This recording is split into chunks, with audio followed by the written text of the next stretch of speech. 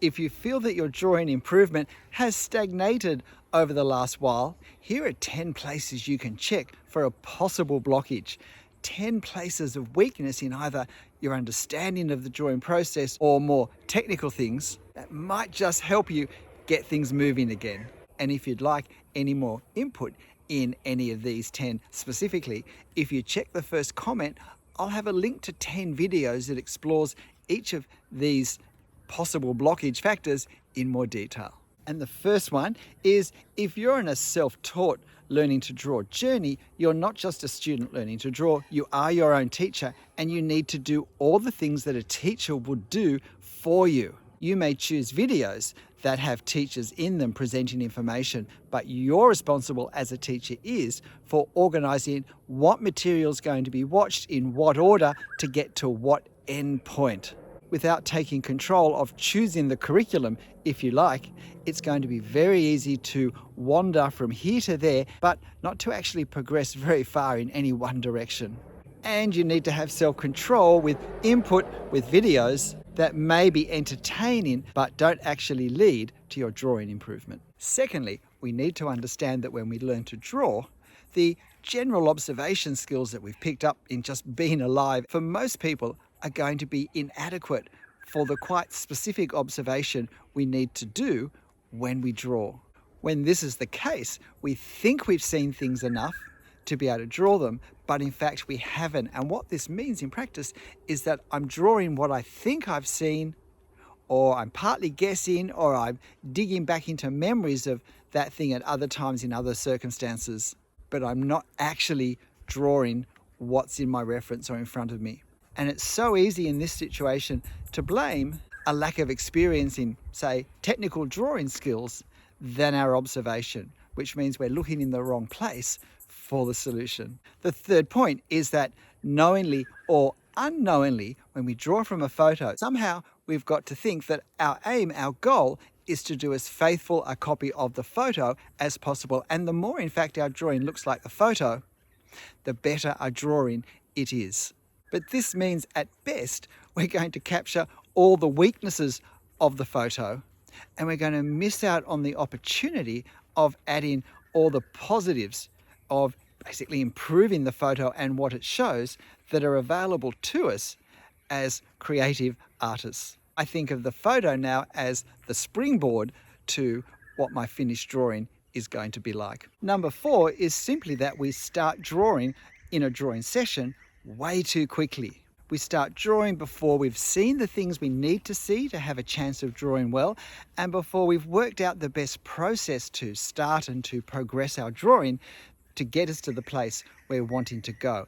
And we so often do this because we aren't in the habit of actually working out where is the place I'm wanting to go. We haven't visualized what we're hoping, at least at this starting point, our finished drawing to look like. That gives us the focus when we look at our reference for seeing things, but also for how we're going to possibly change the reference to create the drawing I want at the end. At school, did you used to write out an essay plan before you started writing your essay? If you did, or if you didn't, this is the drawing equivalent. Knowing where we're hoping to end up and strategizing the best order of things to get us there. Point number 5, we think that our drawing process is basically limited to seeing and copying the shapes that our subjects form on the reference onto our paper. And we do this instead of trying to look into the two-dimensional flat image that the photographic process gives us, and to see, to perceive the three-dimensional forms that are in there, the depth of plane, the distance from closest to furthest. The things that create reality, once we've seen it and we're thinking of it, now we can work out how do I use my pen, my ink, to create this feeling, this look, this visual effect in our drawing. Point number 6 is that we're limited in our thinking of where the drawing comes from. We think it comes from our putting lines, drawing lines on the paper to, if you like, enclose the shapes that we have in our photo, which ends up being far less helpful and far more limiting than thinking of putting marks on the paper to create certain effects to create the particular way something looks under certain conditions at a certain distance in certain light. Now, lines are clearly a mark, so that's included. But if we think marks, we have almost innumerable possibilities of ink on the paper effects that we can create to combine together for a drawing that can really get to the places we're hoping to take it. Point number 7 concerns the much loved technique of cross-hatching. I think a big problem is that we think of cross-hatching as simply a technique, a way of putting shadow onto our drawing. Instead, cross-hatching is a far, far more versatile and subtle way that we can create visual effects that go beyond mere light and dark.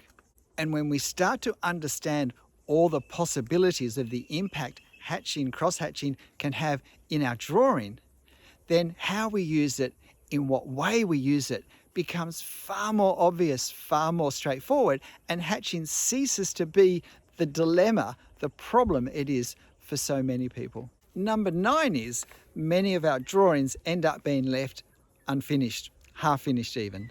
Now, this can happen for lots of reasons. We're not happy with how it's looking and we don't think it's worth our time to finish. We may have tackled something that's way too complex for the time that we have available. If we have issues with perfectionism, maybe the first half has turned out and now we're afraid of spoiling it in the second half. And so it's less stressful just to leave it and move on to something else. But when any of these or other reasons stop us from completing our drawing, we don't learn any of the skills that you learn that we only learn in the second half of the drawing. How we pull everything together, how we hide any lines that aren't quite in the right place into the finished drawing. These are all things that we learn and give us great confidence about the learning process as we draw, but we can only learn them in the second half of the drawing process. There's no point learning to start strongly in a drawing if we always finish in a weaker way.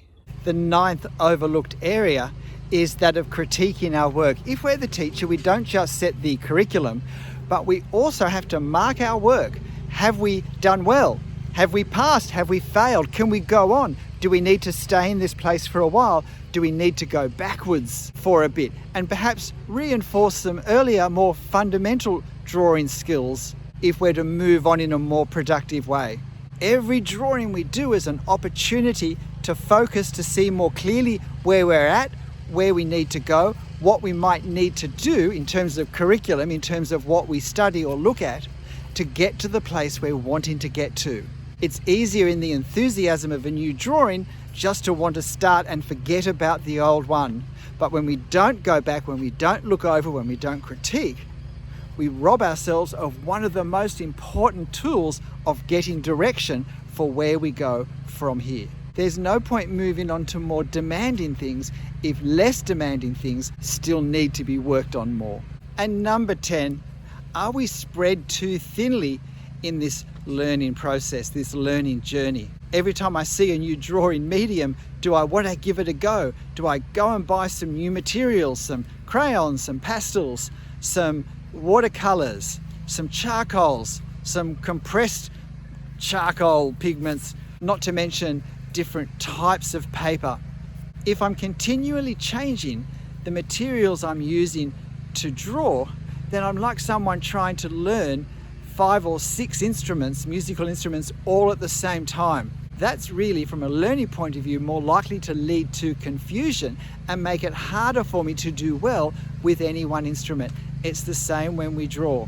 But if we're continually jumping from new thing to new thing, then we never learn to go very deep in any of them. In fact, we get experience, we learn how to go shallow in lots of things.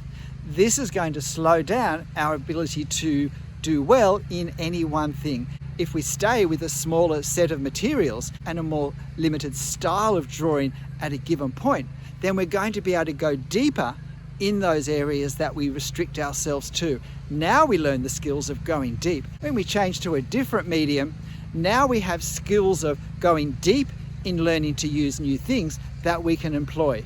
And that will greatly fast track our learning in the new medium.